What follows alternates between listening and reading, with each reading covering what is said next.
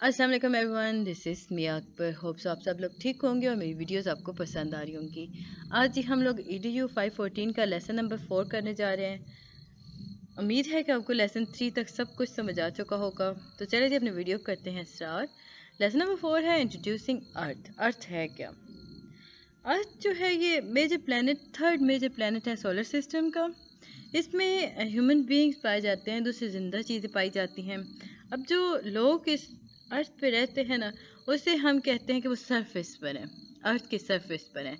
यहाँ उन्होंने अपनी फिजिकल एनवायरनमेंट क्रिएट कर रखी है जो कि एक्स्ट्राऑर्डिनरी कम्प्लेक्स है और उसमें एक्सट्रीमली डाइवर्स पाई जाती है। लार्ज पोर्शन जो अर्थ के ऊपर है वो कवर्ड है पानी से, और वो है अप्रॉक्सीमेटली 71%, और बाकी की पार्ट को हम लैंड सरफेस कहते हैं।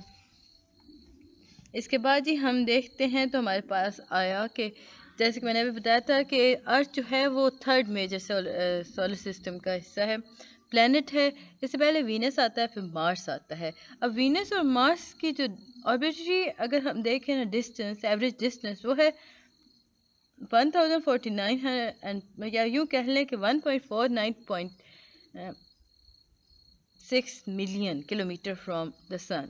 और इसके पास अपनी एक नेचुरल सेटेलाइट है, एक मून है। अब अगर हम इक्वेटर देखें तो हमारे पास आता है 12,756 किलोमीटर है, उसकी एवरेज डेंसिटी 5.5 टाइम है दैट ऑफ वाटर। तो हम बिलीव कर सकते हैं कि ये बना था अराउंड 4,600 मिलियन ईयर्स अगो। और जो अर्थ है इसमें 3/4 जो हैं वो कवर्ड हैं ओशन से, और एक इसमें डेंस एटमॉस्फेयर है नाइट्रोजन और ऑक्सीजन की, जिसे हम ओजोन लेयर कहते हैं। और इस ओजोन लेयर की वजह से ज़िंदगी मुमकिन हो सकी इस प्लेनेट पर। तो अर्थ को अगर देखें तो अर्थ बना था अराउंड 4.5 बिलियन ईयर्स अगो। तो अर्थ की अगर बायोडाइवर्सिटी देखी जाए तो उसमें पता चला कि इसमें ओवर 100 ऑफ मिलियंस इवॉल्वन अगर देखी जाए ना, बायोडाइवर्सिटी के अंदर देखा जाए तो हमें आता है कि 100 ऑफ मिलियंस ऑफ ईयर्स हो गए। तो अगर हम अब भी देखें ना, करंटली होम देखें तो हमारे पास आता है 10 to 14 मिलियन स्पीशीज़ पाई जाती हैं जानदारों की, यानी कि लाइफ की। अब उनमें इंक्लूड किया जाता है 7.2 बिलियन ह्यूमंस, जो कि डिपेंड करते हैं इस बायोस्फीयर पर और नेचुरल रिसोर्सेज पर। एक ही सूरज है, सूरज के इर्द गिर्द घूमता है, सूरज जो है वो एनर्जी का सोर्स है। शेप ऑफ अर्थ अगर हम देखें तो हमारे यहाँ हमें पता चला कि तारीख में इसमें काफ़ी डिबेट्स हुई, मुख्तलिफ स्कॉलर्स ने की, मुख्तलिफ औकात में की गई। मोर दैन 2600 ईयर्स अगो तो ग्रीक स्कॉलर जो थे उन्होंने करेक्टली रीज़न किया था कि अर्थ जो है इसका स्फेरिकल शेप है।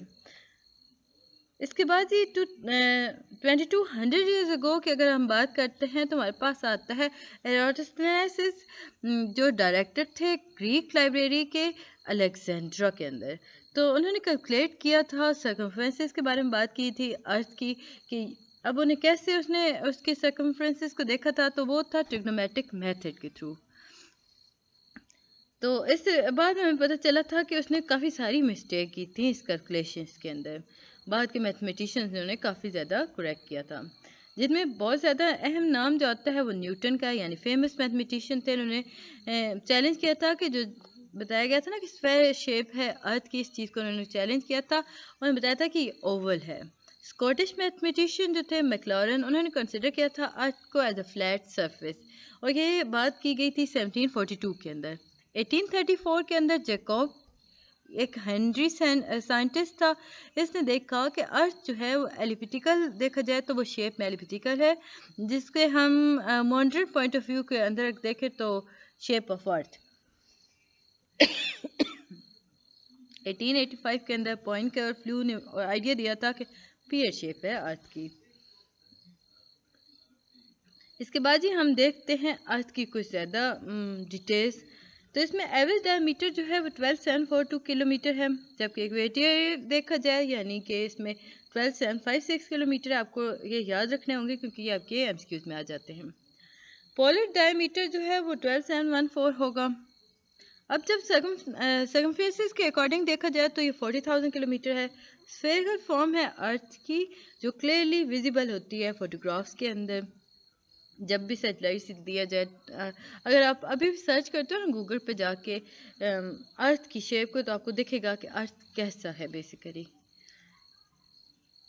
अगर हम देखें जी, अगर एक शिप को फॉर एग्जांपल कि वो हॉरिजॉन से आ रही है, अप्रोच कर रही है, तो हम देखेंगे कि पहले स्मोक आती है, फिर आहिस्ता आहिस्ता आहिस्ता शिप हमारे सामने आती है। तो दूसरे प्लेनेट जो है वो स्फेरिकल है, तो हम अज्यूम कर सकते हैं कि अर्थ भी स्फेरिकल है। अब जी हम टॉपिक 13 की तरफ आते हैं, जो साइज ऑफ अर्थ है। अगर हम देखें तो हमारा जो प्लेनेट है ये लाइक ग्रेन है सहारा डेजर्ट के अंदर। अब यहाँ पे ना एक आपको बताया गया था कि सहारा डेजर्ट पे जाएं, वहाँ पे अगर एक छोटा सा ग्रेन हो ना, तो हमारा प्लेनेट सोलर सिस्टम के अंदर, यूनिवर्स के अंदर लाइक उस छोटे से ग्रेन की मानत है। सहारा डेजर्ट बहुत बड़ा डेजर्ट है, इसके अंदर अगर एक छोटा सा दाना, तो वो कुछ भी अहमियत नहीं रखता। सो यूनिवर्स जो है वो इतनी ह्यूज है, उसमें हमारा जो अर्थ है वो बिल्कुल ग्रेन की मानद है। अब डायमीटर देखिए तो वो है 13,000 किलोमीटर, जिसे हम कहेंगे 7,900 माइल्स। जो मीन रेडियस है अर्थ का वो है 3,959 माइल्स, जिसमें हम 6,371 किलोमीटर कह सकते हैं। अर्थ जो है वो स्फेयर नहीं है, याद रखिएगा।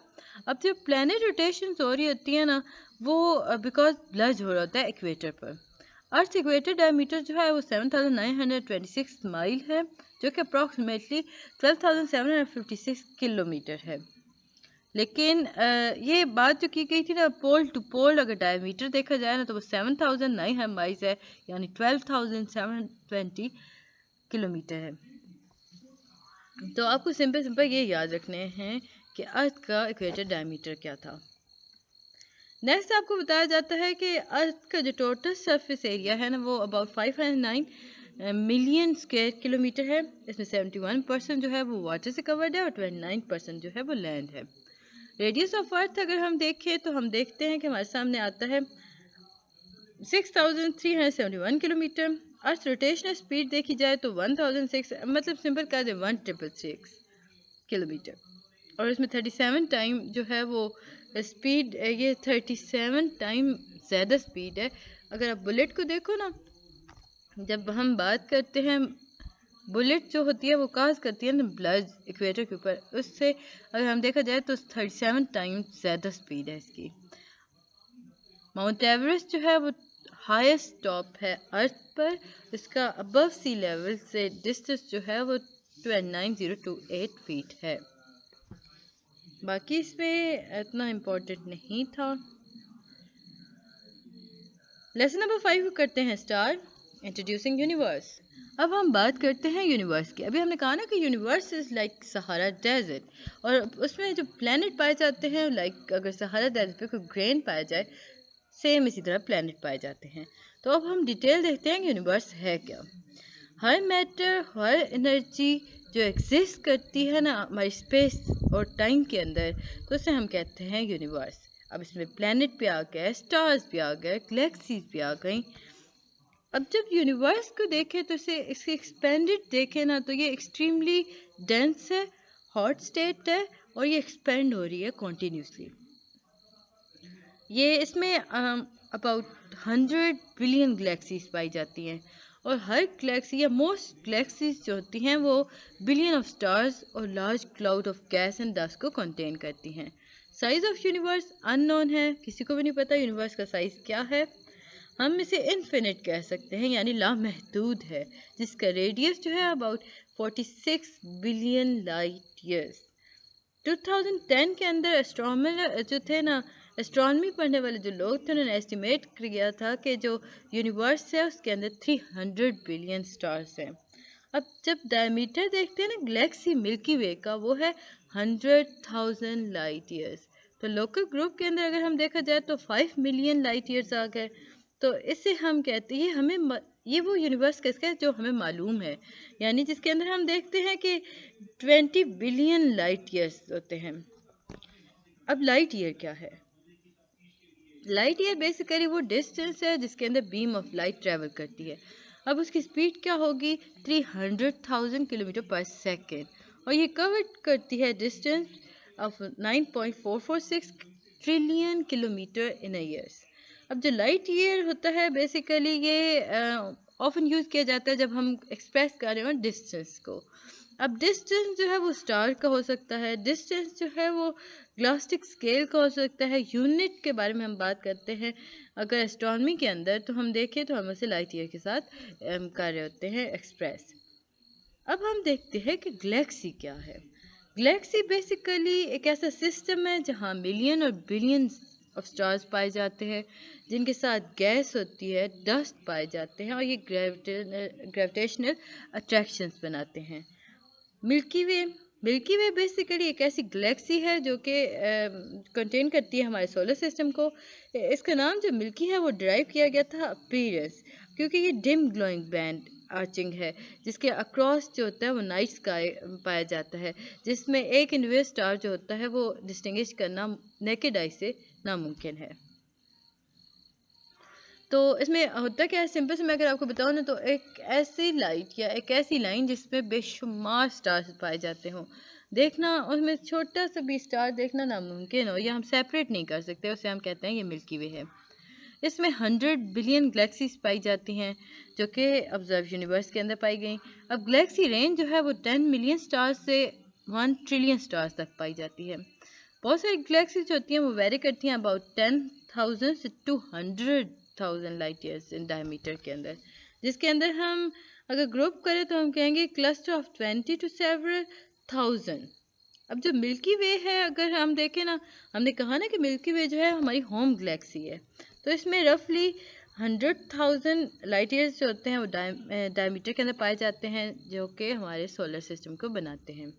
अब जो गैलेक्सी है वो 100 से 400 बिलियन ऑफ स्टार को कंटेन करती है, एज वेल एज प्लैनेट भी इसमें पाए जाते हैं। गैलेक्सी जो है वो असेंबल करती है स्टार्स को, प्लैनेट को और दूसरे मटीरियल्स को लाइक दिस लाइक शेप के अंदर। अगर हम डिस्टेंस देखें या डायमीटर देखें गैलेक्सी का, तो हमें पता चला कि दो नेबरिंग गैलेक्सीज जो होती हैं वो 3 मिलियन लाइट ईयर्स के डिस्टेंस पे पाई जाती हैं। बाकी इसमें वही सारी चीज़ें रिपीट में आ गई। उम्मीद है कि आपको ये चीज़ समझ आई होगी। अब देखते हैं lesson number 6। Lesson number 6 start करने से पहले काइंडली मेरे चैनल को लाइक और सब्सक्राइब ज़रूर कर दें। जो लोग नए आए हैं वो बेल आइकन को भी प्रेस करें ताकि आने वाली वीडियोस की नोटिफिकेशन आपको मिल सकें। अब हम बात करते हैं अर्थ रोटेशंस की। ये एक ऐसा प्रोसेस है जिसके अंदर हम देखते हैं कि जो अर्थ है वो रोटेट करता है अपने एक्सिस की तरफ। अब जो ये रोटेट करेगा वेस्ट से ईस्ट की तरफ। अब हम इसमें देखते हैं कि इस एक्सिस की तरफ रोटेट करते हुए ना इसे 24 आवर्स की ज़रूरत होती है अपना एक साइकिल कंप्लीट करते हुए। ये एंटी क्लॉकवाइज मूव करता है और काउंटर क्लॉकवाइज डायरेक्शन के तौर पे मूव कराता है। अब सन जो है, अब जैसे देखते हैं ना कि वो ईस्ट की तरफ से आया, सन जो है वो ईस्ट की तरफ से अपीयर होता है और वेस्ट की तरफ वो चला जाता है, तो ये काउंटर क्लॉकवाइज डायरेक्शन थी, यानी कि ये स्पिन हुआ अर्थ का टुवर्ड ईस्टवर्ड डायरेक्शन। अब जो फिनोमेना ऑफ रोटेशनल है अर्थ का, वो कंट्रोल करता है alteration of day and light. अब जो रोटेशन है उसमें बहुत सारी स्ट्राइकिंग हो रही होती हैं, जिसमें सेवरल इफेक्ट्स पाए जा रहे होते हैं फिजिकल कैरेक्टरिस्टिक्स के। अर्थ जो है बेसिकली दो तरह के मूवमेंट शो कर रहा होता है। इसमें हम बात करते हैं, एक मूवमेंट जो होती है वो सॉलिड होती है, दूसरी जो होती है वो इंक्लाइंड एंगल उसमें पाया जाता है। अर्थ जो होता है वो रोटेट करता है 24 hours with respect to the sun. अगर हम इसके फिनोमेना की बात करते हैं तो अर्थ जो है वो कंप्लीट करता है सर्कल अराउंड द सन। अर्थ की जो रेवोल्यूशन होती है वो 365 डेज के अकॉर्डिंग होती है। इसमें 5 आवर्स 48 मिनट 46 सेकेंड, या आप सिंपल कर दो तो 365.24 डेज। अब हम इसे, ये जो हमने बताया ना, इसे हम ट्रॉपिकल ईयर भी कहते हैं, सोलर ईयर भी कहा जाता है। ये वेरी करता है 1/4 से, मतलब इसमें अब ये MCQs में आपके जो अभी आ रहे हैं ना क्विज, उसमें आ जाएगा 147,166,480 किलोमीटर एट द पेरिफ्लोन पोजीशन। अब पेरिफ्लोन जो है ये बेसिकली एक कम्बिनेशन है दो ग्रीक वर्ड का। पेरी का मतलब होता है क्या? पेरी का मतलब होता है क्लोजेस्ट, और हिलियन स्टैंड फॉर सन। तो पेरिहिलियन जो होता है बेसिकली 152 171 500 किलोमीटर होता है एफिलॉन के। अब एफिलॉन क्या है? एफिलॉन जो है वो हम कहते हैं कि it stand for farthest distance from the sun। अब ये जो फिनोमेना है इसमें हम रेवोल्यूशन ऑफ अर्थ को कंट्रोल करते हैं by the phenomena of seasonal variation, यानी कि मई जून जुलाई इसके अकॉर्डिंग, जिसमें अगर हम और बात करें, यानी अब यहाँ पे सीजन के बारे में बताया गया है कि जून जुलाई में क्या होगा, विंटर कब आता है, वो सारी चीज़ें। टॉपिक 18 है आपके पास लैटिट्यूड और लॉन्गिट्यूड। जियोग्राफिकल ग्रिड के अंदर हम देखें ना तो हमें पता चलेगा कि जो फिजिकल फीचर्स होती हैं अगर हम उन्हें समझना चाहते हैं तो वो हम देखते हैं कि सरफेस ऑफ अर्थ की जब देखा जाए तो एलुसिव तब तक होती है जब तक ग्रिड सिस्टम फुली अंडरस्टैंड ना हो जाए। तो सबसे पहले हम देखते हैं कि इक्वेटर क्या है। इक्वेटर जो है ये इमेजिनरी लाइन है जो कि ग्लोब को दो हिस्सों में डिवाइड करती है, यानी नॉर्दर्न और साउदर्न हेमिस्फीयर बनाती है। प्राइम मेरिडियन क्या है? ये एक ऐसी लाइन है जो परपेंडिकुलर है इक्वेटर के, जो कि ग्लोब को डिवाइड करती है ईस्टर्न और वेस्टर्न हेमिस्फीयर का। अब हम देखते हैं कि लैटिट्यूड क्या है। ये एक ऐसा एंगल है जो कि डिस्टेंस को मेजर करता है फ्रॉम इक्वेटर, और ये लाइन को ज्वाइन करता है एंगुलर डिस्टेंस को, जिसे हम बोलते हैं लैटिट्यूड। लैटिट्यूड जो है ये पहले रन करता है इक्वेटर लाइन के, इसे एक्सप्रेस किया जाता है टर्म ऑफ डिग्री, मिनट्स और सेकंड। इसमें 7 लैटिट्यूड हैं जियोग्राफिक ग्रिड सिस्टम के अंदर।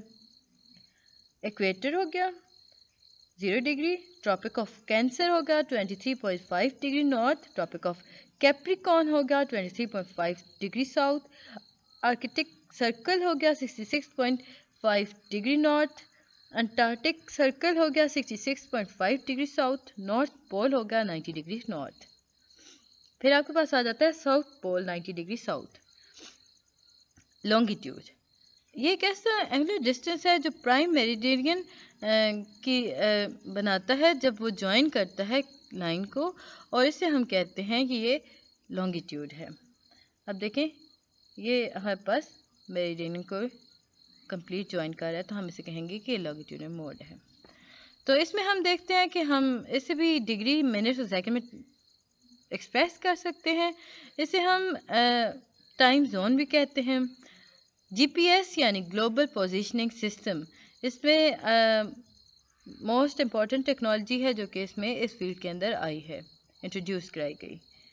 तो ये बाकी इसमें इसकी डायग्राम्स हैं।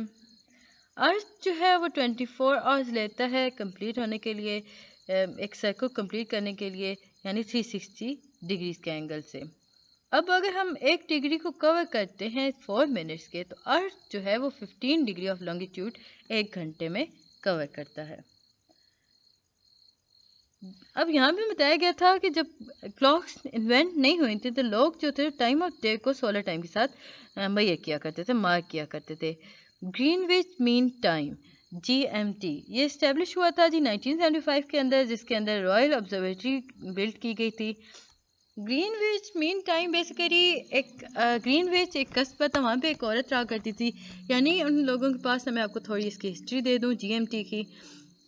उसका नाम ग्रीनविच स्मिथ था। अब उसका पूरा ख़ानदान था, यानी कि वो 2 सदियों से वो लोग टाइम बेचा करते थे। उसके पास कई लोग उससे टाइम पूछने आते, वो पैसों के एवज उन्हें टाइम बताया करती थी। ये उस वक्त तक जारी रहा जब तक, ये आई थिंक 1971 तक जारी रहा था, जब तक लोगों के पास आम इस्तेमाल के लिए घड़ियाँ नहीं आ गई। तो GMT टाइम जो है ये बेसिकली ग्रीनविच मीन टाइम वहाँ से अखज़ किया गया था। अब टाइम जोन जो है वो ग्रीनविच मीन टाइम को लेके चलता है, जिसमें सोलर टाइम को लॉन्गिट्यूड के हिसाब से मैयर किया गया था। लॉन्गिट्यूड और टाइम की अगर हम देखें तो लॉन्गिट्यूड जो है उसे हम टाइम जोन भी कहते हैं। अगर हम देखें ना कि डिफरेंस आ रहा है ना 1 डिग्री दो प्लेसेस ऑफ को, तो हम इसे कहेंगे कि इसमें डिफरेंस जो है वो 4 मिनट बाय टाइम का आ रहा है। तो इस तरह जो डिफरेंस होगा 1 आवर का वो 2 प्लेसेस के अंदर आ रहा होगा। तो ये था जी लेक्चर नंबर 6। उम्मीद है कि आपको समझ आया होगा। मिलते हैं जी नेक्स्ट वीडियो में, तब तक के लिए अल्लाह हाफिज़।